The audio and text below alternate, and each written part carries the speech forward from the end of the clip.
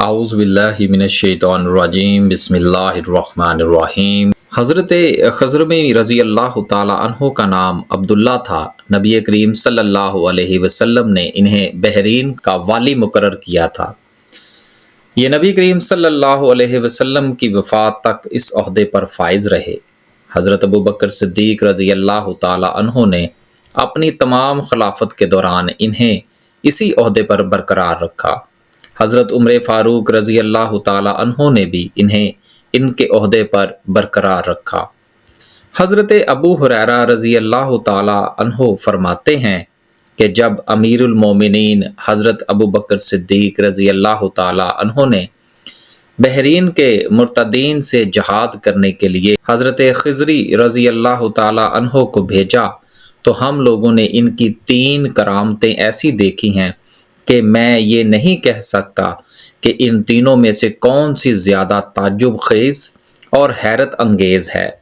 مجاہدین کو دار بن کر حملہ کرنے کے لیے کشتیوں اور جہازوں کی ضرورت تھی، مگر کشتیوں کے انتظام میں بہت لمبی مدت درکار تھی۔ حضرت خضری رضی اللہ تعالی عنہ نے اپنے لشکر کو للکار کر پکارا کہ اے مجاہدین اسلام، تم لوگ خشک میدانوں میں اللہ تعالیٰ کی امداد اور نصرت کا نظارہ بار بار دیکھ چکے ہو، اب اگر سمندر میں بھی اس تائید غیبی کا جلوہ دیکھنا ہو تو تم سب لوگ سمندر میں داخل ہو جاؤ۔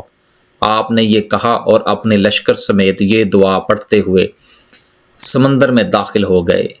یا ارحم الراحمین، یا کریم، یا حلیم، یا احد، یا صمد، حی یا قیوم، لا الہ الا انت۔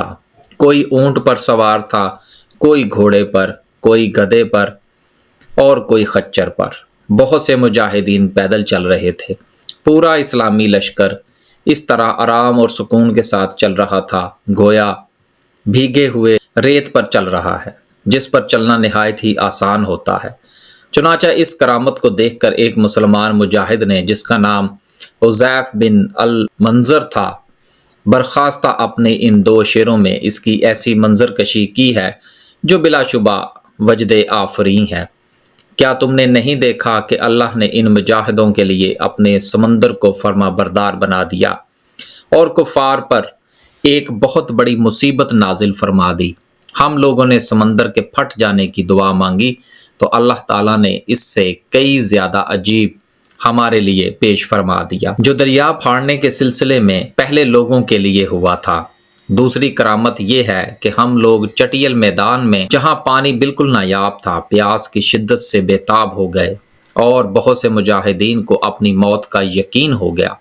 اپنے لشکر کا یہ حال دیکھ کر حضرت خضری نے نماز پڑھ کر دعا مانگی تو ایک دم اچانک لوگوں کو بالکل ہی قریب سوکھی ریت پر پانی چمکتا ہوا نظر آیا، اور ایک روایت میں ہے کہ اچانک ایک بدلی نمودار ہوئی اور اس قدر پانی برسا کہ جل تھل ہو گیا اور سارا لشکر جانوروں سمیت پانی سے سیراب ہو گیا، اور لشکر والوں نے اپنے تمام برتنوں کو بھی پانی سے بھر لیا۔